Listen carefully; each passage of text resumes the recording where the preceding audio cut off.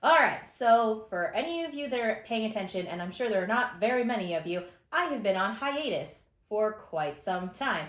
But now that O&D, the worst 3 months of my entire life, is over, here we are back at it, and this is a super special one because this is an idea that my assistant and I have been kicking around for a while that I think is really, really fun. So in front of me, my assistant has put together a blind flight. So I have no idea what is in any of these bottles other than they are whiskey.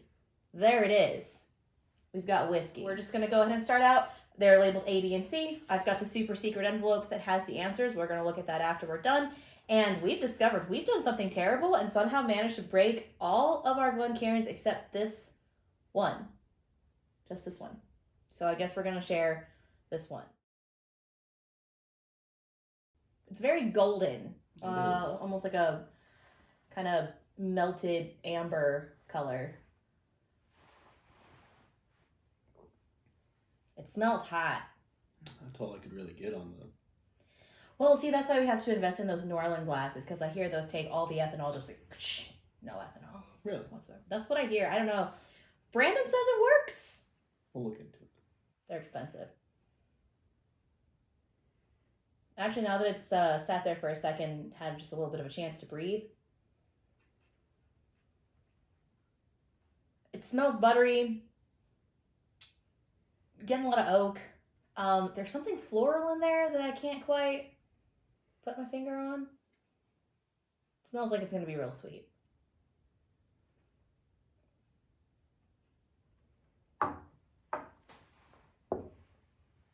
Okay.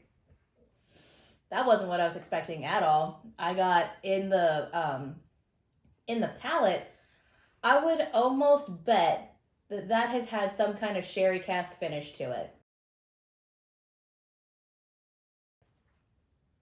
Because it's got that sort of like kind of musty, you know? Mm-hmm.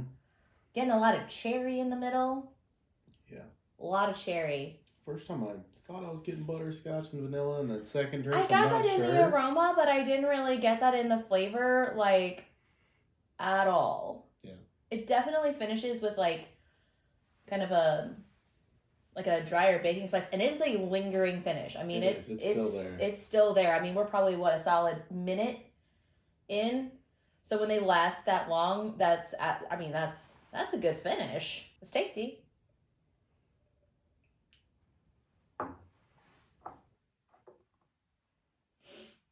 See, in the second drink, I didn't really get nearly as much of that. What made me think that it's like a sherry cask finish? I still kind of think it may have some sort of sherry cask finish to it because it is so fruit forward. But now I am getting more butter, oak, vanilla, though, all those flavors that you associate with the barrel itself. But there is definitely something like musty in the very, very front that I would even venture out to say it specifically like Oloroso, not just sherry, but Oloroso. Anyway, we're going to clean this glass, do a little palate cleanse, and then we're going to come back with bottle B. All right, so we've palate cleansed, our glass is clean, we're ready to move on to mystery bottle B. This one has a lot of the same color. It's a little bit darker, almost more like coppery. Oh, okay, well, hold on. Oh, this is a tough one. This one is very, very soft. It is very floral. Incredibly floral. This smells like springtime. Smell it. I feel like I shouldn't have said that before you had an opportunity to smell it. Because the whole point of this is to approach what you're drinking with absolutely no bias, not knowing what it is or what brand it is or what style it is, how it's been cask finished. Really gives you the opportunity to fully evaluate something without all of these preconceived ideas of what you're going to taste. So I just kind of ruined it for you, which I always do. Always. Doesn't it smell like springtime though? Like I'm getting honeysuckle. Honeysuckle, yes, wildflowers, like clover, so much flower. Laundry on the line. I wouldn't have said that. That seems weird to me. But Rude. what? Everyone's palate is different, okay?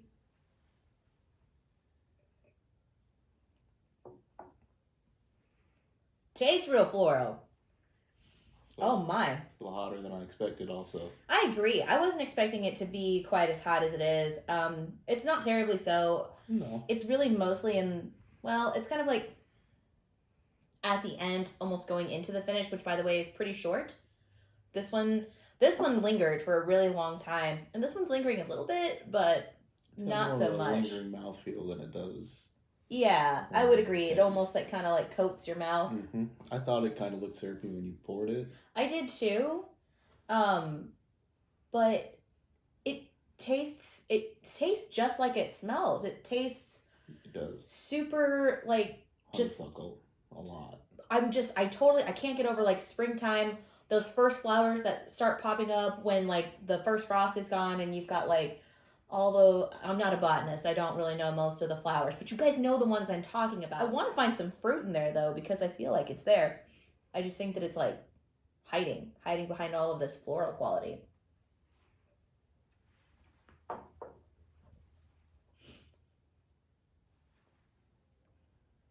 I can't get over. There's definitely almost a maple sweetness, which is weird. I can't really explain that. But it does finish hot. Do you get maple? Or something similar? Yeah. Like kind of a molasses, natural, more... Yeah. I don't know. I'm not even going to remotely try to guess exactly what these whiskeys are at all, because... I can't get over... That would be crazy. Like, it's not, like, real hot, but it's way hotter than I thought it would be just now. Yeah, because the aroma was so mild. It was so soft and inviting. So soft, and then it was like, oh my god, it's like a siren. It's all like playing a pretty song. And it's like, come here, and then it drowns you in the ocean. It wasn't quite that aggressive. It wasn't quite that aggressive. But it was a little aggressive in the finish and totally unexpected. Same drill, clean this glass, clean palettes, coming back with bottle C.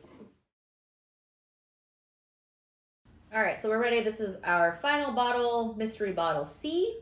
So far, I mean, these two were wildly different, so I'm really interested to see what he's got me set up with here in bottle C. This one's gonna be like Jim Beam honey. Oh my god, so he really did joke about just giving me all the worst things, and then when he handed me over the package, he was just like, alright, good luck guessing which one of those is Crown Peach. Bruh. If it was Crown Peach, we'd be smelling it by now. We know right off the bat.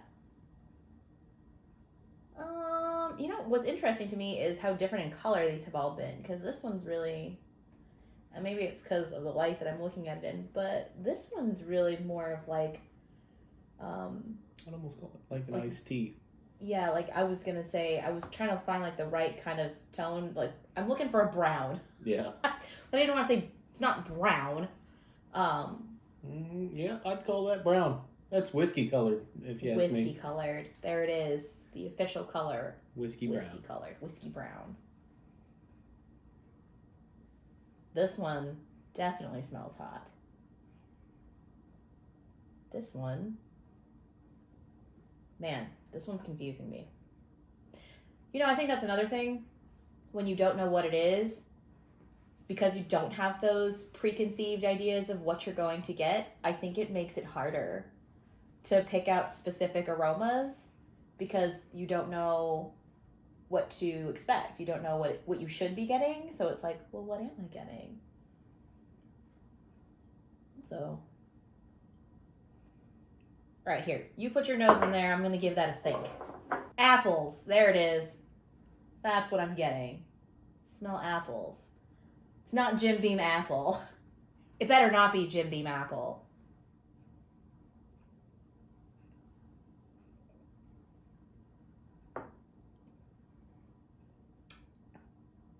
What in the holy hell? What? I don't. That does kind of taste like something flavored. There's something so artificial there. And it is, It's weird. It's not like it's not hot. It doesn't taste high proof. It just tastes raw. Like it tastes very, very young. I don't know, kind of felt like sweet tea, leather, and tobacco. I definitely get leather. I would definitely say tobacco, but not like in a good way. Not like old pipe tobacco. Ugh. That Here's should the have been thing. thrown out. I want to say this has got to be like a joke bottle, but I don't feel like Brandon has anything in his collection that's like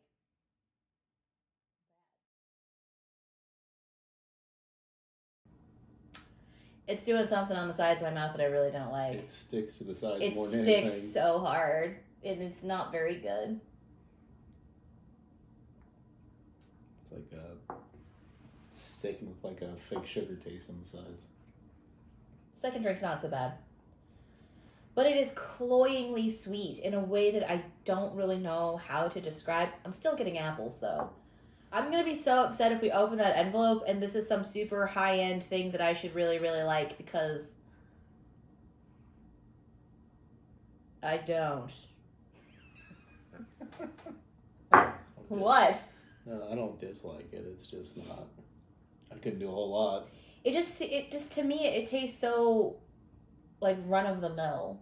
Yeah, it's got a lot of. It leaves an artificial sugar taste. Right, and I hate that. I hate it sticks to your entire mouth. it sticks everywhere, and I wouldn't say that it's like a long finish. It's just like I want to find something positive in this, just in case it is something that I'm supposed to like. Just because you're supposed to like something doesn't mean that you do.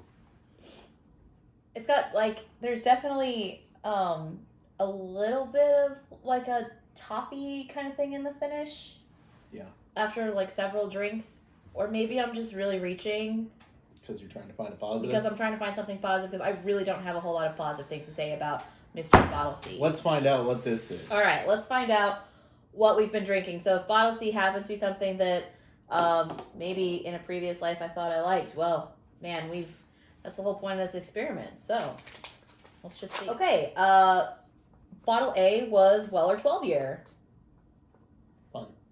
Yeah, that is not a super high proof, and it's definitely not anywhere near a sherry finish. So that's interesting. Let's just slide it down here. Oh my, Little Book Chapter 3 at 122 proof, which is wild because that's the one that we said didn't smell like it was going to be super high proof, but then it kind of was. So it's funny that we thought that this was really hot, even though it's only 90 proof, which is pretty goddamn standard. Yeah. And then that was such a high proof, but we really didn't think it was. I will be super interested to go forth and research, because I've never had Little Book. Any Little Book. I've never heard of Little Book. You've never heard of Little Book? Oh my god, I feel so scared. I feel so scared. It's Pikesville Rye. Weird. It doesn't even taste like rye. I don't think I've ever had Pikesville Rye. No, we've had Pikesville Rye. I don't think so, because... No, I know for a fact that Pikesville Rye. Patrick Shearer, hi Patrick, gave us a little bottle out of the Pikesville thing because he thought it would be fun because Pikesville Rye. Yes, I do recall this, but that was a little bottle he gave you, and I'm pretty sure you opened it at Christmas, and I don't think I had any of it. Oh, I don't know. That doesn't...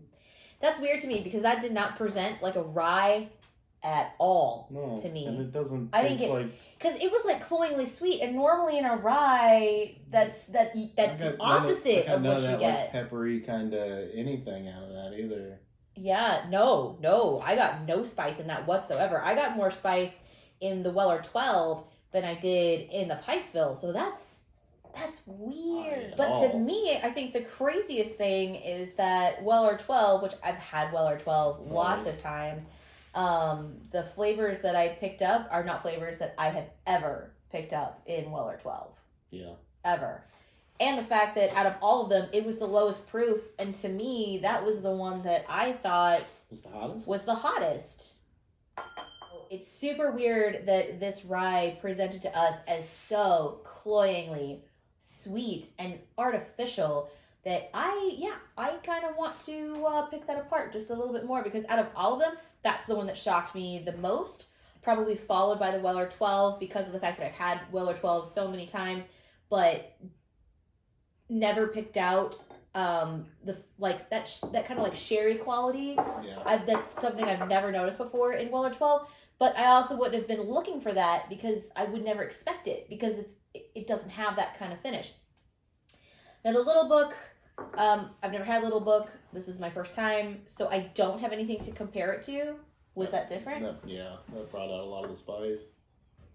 We should have done that. We should have. We didn't even. Oh my We're god! bad bourbon drinkers. We're so bad. We never opened up a single one of them. What were we thinking? We weren't.